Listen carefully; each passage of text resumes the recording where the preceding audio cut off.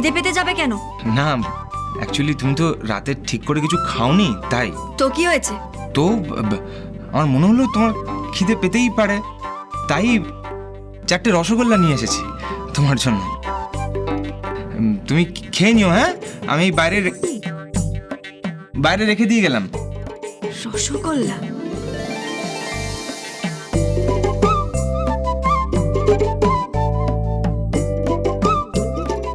খেয়ে নিও।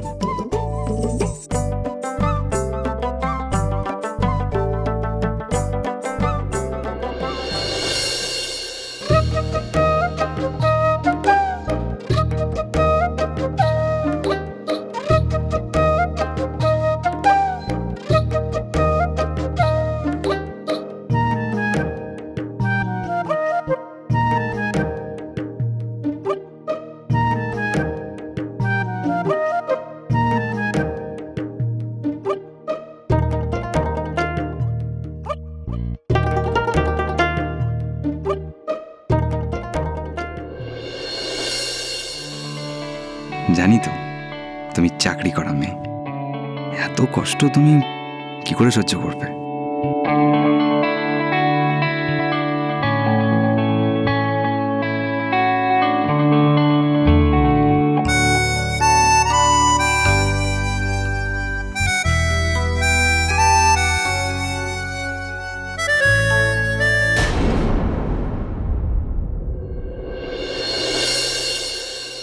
আজ হঠাৎ তোর কথা কেন মনে পড়লো বলতো দিদিভাই? সবাই ভাবে টিয়া দুবাই যাওয়ার জন্য কত পাগলামো করে, কিন্তু আজ পর্যন্ত আসল কারণটা তো আমি কাউকে বলেই উঠতে পারিনি।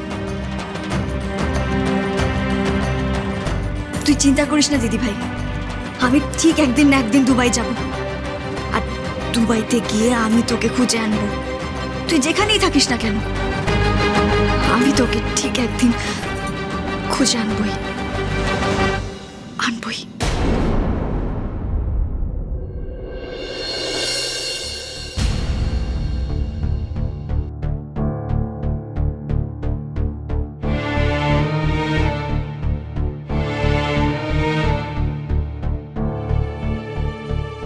কই সবাই ঘুমোচ্ছে নাকি সর্ষে তেল দিয়ে?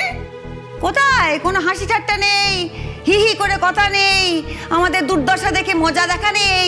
হ্যাঁ, কিছুই তো হচ্ছে না, সব শান্ত ভোভা শুনশান। কি ব্যাপার কি? হ্যাঁ, কই আমার ছোট বৌমা এসে দেখছি সবাইকে একবার ঝামা ঘষে দিয়েছে, ওই ঝামা ঘষা চুনকালি পড়া মুখ নিয়ে সব ঘরে বসে রইলো নাকি? কি কোথায়? আরে বাবা, আরে আমার ঢেঁড়স দুটো কোথায়? এই ঢেঁড়সগুলো দেখেছো, পচা উচ্ছেগুলো ঘুমিয়ে যাচ্ছে।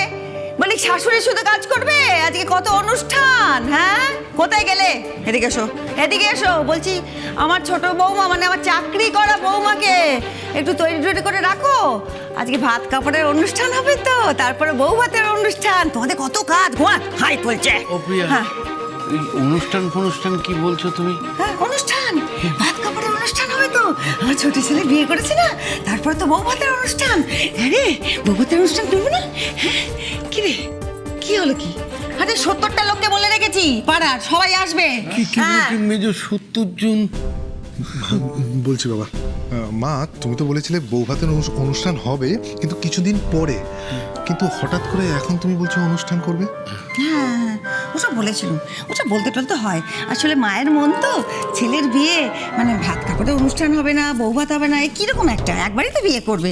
আর 700 লোক বলিনি, 700 লোক নয়, 70টি মাত্র, তাতে এত হেঁচকি তোলা কি আছে তোমার? বাবা ভাল লাগে না বাবু। ও ছোট বৌমা, আরে সকাল সকাল এরকম হাঁক ডাক শুরু করে দিয়েছো কেন? হ্যাঁ, জানোই তো সকলে রাত জাগা। হ্যাঁ, সে তো ঠিকই, কিন্তু বিয়ে বাড়িতে হাঁক ডাক না হলে মানায়? মানে সব শান্ত, আমার কেমন যেন অবাক লাগছে। বলছি যে দাদা, আমি আপনার কাছেই যাচ্ছিলাম, আমাদের বাড়িতে একটু অনুষ্ঠান হবে, মানে রাজু বিয়ে করলো, ভাত কাপড়ের অনুষ্ঠান হবে, তারপরে বিকেলে বউ ভাতের অনুষ্ঠানও হবে, লোকজনও নেমন্তন্ন করেছি। আর আমার বৌমা মানে চাকরি করা বৌমা রান্নাবান্না করবে তো, মানে ঘি ভাতটুকু জ্যাঠা শ্বশুর আর জেঠি শাশুড়ির পাতেই প্রথম দেবে, এটাই তো রেওয়াজ না? তা দিদিকে তো অনেকক্ষণ ধরে বলার চেষ্টা করছি, দিদি কোথায় ঘুমোচ্ছে টুমোচ্ছে? ওই তো ওই তো এসে গেছে, দেখো। হ্যাঁ বলি দিদি, হ্যাঁ কি হচ্ছে কি? হ্যাঁ ফোন করছে কেন? দাঁড়াও না, বলছি দিদি আমার মুখটা এরম হয়ে গেল কেন? ওই দেখো মুখটা কেমন শুকনো আমসির মতন লাগছে। আহারে আসলে ঠিকই তো, আপনাদেরই তো ছেলের বিয়ের হওয়ার কথা ছিল, দেবের বিয়ে। তা দেব ওইরকম কেটে মানে চলে যাবে কেউ তো ভাবতে পারেনি। তাই আমরাও কি ভেবেছি, আমরাও তো নেমন্তন্ন খেতেই গেছি। আমার ছেলেটা কি হচ্ছে কি, ও বলছি যে কি হচ্ছে কি এরকম করছো কেন? হ্যাঁ আমার ছেলে তো অত ভালো কাজটা করলো, মানে দেখো আমার ছেলে তো তোমার ছেলেরই মতন, তাই না? তা তুমি আসবে না, হতে পারে কখনো তুমি আসবে, আশীর্বাদ করবে, তবে তো ভালো লাগবে না দিদি? বলছি যে তুমিও তো বলেছিল দিদি যে 4 বেলা আমাদের বাড়িতে এসে খেয়ে দেয়, যে ও বাড়িতে যেন রান্না না হয়। তা আমরা তো সেই জল ছইতে গেছি, হলুদে বেটে দিয়েছি, সবই তো করেছি। হ্যাঁ আর তুমি করবে না? রাজু একটু আশা করো তো, তার জেঠিমা আসবে, তাই না, আশীর্বাদ করবে। তা সেসবই বলছিলাম আর কি। চলো না। না কেন যাবো কেন, দিদি তো কিছু বলছে না। এই তুই এত কথা বলছিস কেন রে? তুই তোমার মা চুরি করেছিস। প্লিজ দেখ তোমাকে কালকে কি বোঝালো বলো। Please school school? Please school. হ্যাঁ আমি কেন? মম ইগনোর হার। কি তোর কি কিছু বলবে বোধহয়, এই শুরু করেছিল তো। হ্যাঁ কিছু বলবে? না বলছিলাম কি প্রিয়া, তোমার সাথে একটু কথা আছে। তুমি তো সবসময়। হ্যাঁ, আচ্ছা দাদা আসছি আমি। হ্যাঁ ভেতরে, কি কথা বলো তো? হ্যাঁ কি কথা, সত্যটা শুনে হয়ে গেল তো তোমার?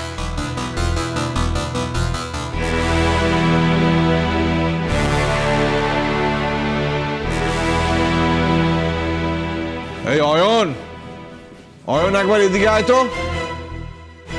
হ্যাঁ বাবা বলো। শোন, তাড়াতাড়ি নিচে নেমে আয় তো। আসছি।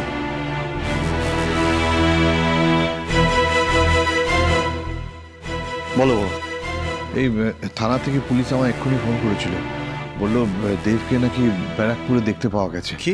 হ্যাঁ গাড়িটা নিয়ে চল তো। হ্যাঁ চলো। মা আমরা একটু আসছি। ওর অ্যাডভেঞ্চার করা না আমি বার করছি। আসো গো, আমি দেখাবো। মামা চল চল চল।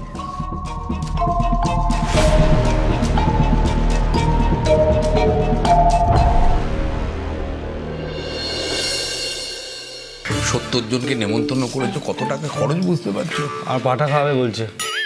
তুমি এক কাজ করো, তুমি বলছো আমাকে কেটে খাইয়ে দাও। কি বলছো বাবা?